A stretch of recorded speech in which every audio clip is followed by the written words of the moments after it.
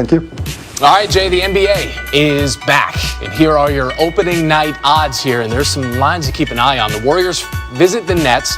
KD facing his former team. Brooklyn laying 7.5 there, okay? The Nets haven't been that big a favorite against Golden State since 2005. Whoa. Yeah. Meanwhile, Lakers, 3-point favorites over the Clippers with an over-under now 20, rather 20 would be a record, yes. 2019 and a half. What? Yeah, going into points. Not even 2,000, 219 and a half, because 2,000 would also be a record. Yeah. 219 and a half. All 4 matchups last season went under the total, so keep that in mind. Scoop Jackson looking ahead now as the season in the NBA starts tonight. Back like they never left. But they really didn't. It's only been 71 days. The business unfinished comes in the form of a new season. Everything over the last year and a half built up for this.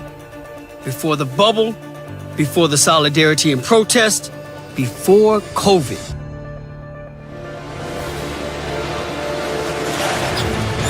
There were seismic changes that saw the entire landscape of the league shift.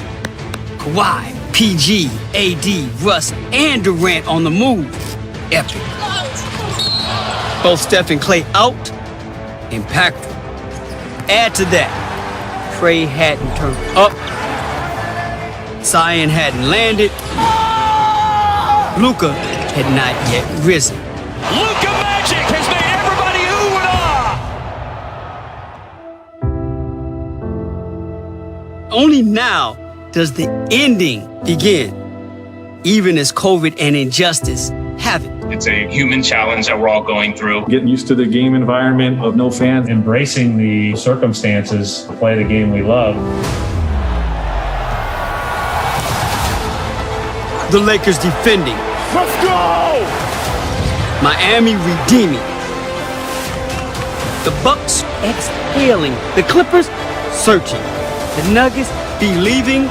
The Beard leaving. KD and Kyrie returning. Donovan and Dane ascending. Celtics avenging. Suns and Pels proclaiming. Westbrook and Wall rearranging. Toronto migrating. The Sixers re-energizing. The Warriors resurrecting. While 2020 will be remembered as the NBA year of reckoning and reality, 2021 will be the season that completes the saga. The end of to be continued. We continue now. Our reporters, Nick Friedel, Malika Andrews, have us covered on tonight's season opener. We're going to start with Nick and the Warriors here. So, Nick, how has Steph Curry addressed his motivation this season, coming off of last year's 15-50?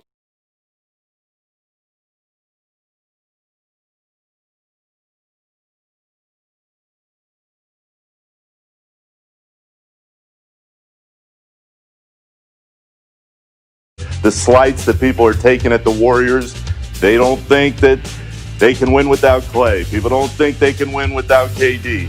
Steph is using all of that for the motivation that's fueling him. And what's been interesting in listening to Warriors players and coaches over the last few weeks, you say, how's Steph looking out there? And they just kind of smile and they go, he looks like Steph Curry. And they know that when he's out there healthy and ready to roll, they are a completely different team. And they know that he hears all the criticism about him. And he's looking forward to changing that narrative tonight. All right, Nick, thank you. Let's bring back Malika Andrews now. And you have 3 seasons together for Steph and KD. You have 2 titles. And we heard Nick say that Steph is perceptive about what's being said about him. Yeah. Well, Malika, what are they saying individually about facing each other now? Well, Randy, both Stephen Curry and Kevin Durant both said on Monday that they're looking forward to this matchup. Steph said that he knows that Kevin is a big part of not only the Warriors' history as a franchise, but also what catapulted them to being a larger piece of NBA history in all the records they set in the run that they had together. And then for Kevin's part, he said he's looking forward to seeing the people that he built something with, that he spent time with every day for 3 years while they were chasing and winning 2 titles.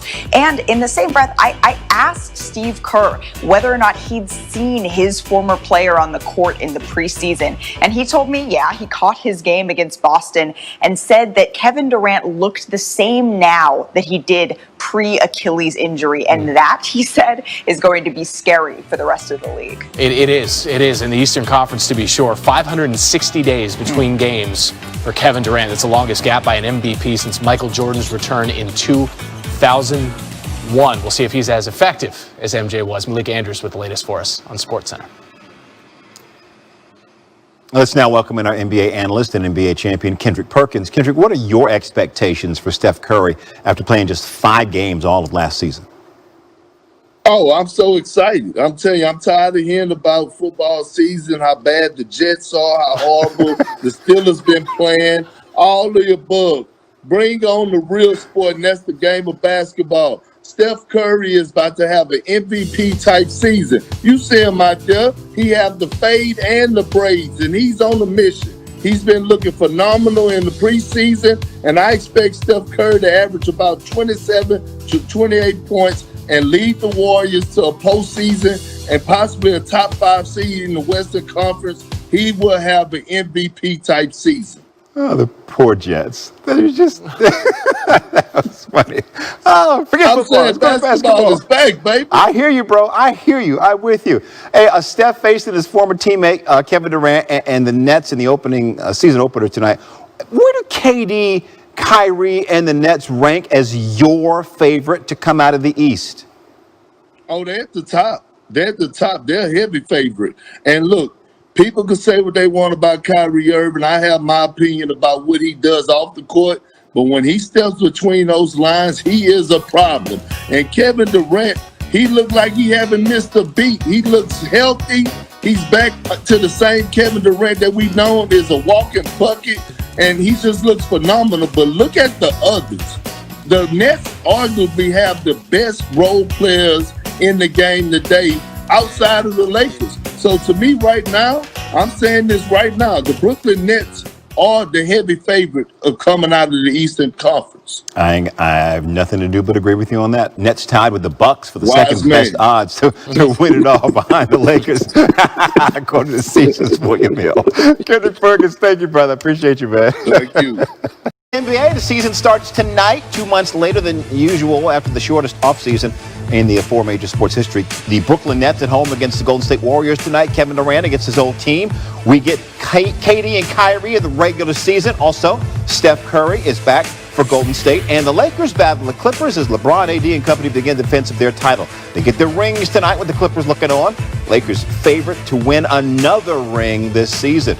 Here's Dade McMenamin.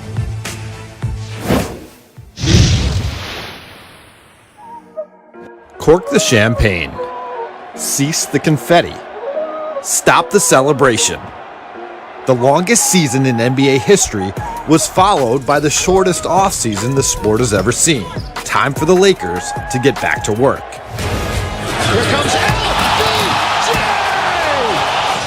Oh, he's smoking hot! Their repeat dream will be determined by LeBron James and Anthony Davis primarily.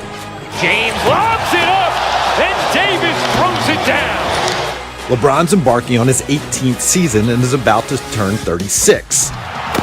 Not like age has ever stopped him before. Oh, LeBron! Say it with your chest! And AD signed a new deal to continue manning the middle. He's met at the rim by Davis. Several of their supporting pieces have been swapped out. Dennis Schroeder arrived in a trade for Danny Green, making up for Rajon Rondo's departure.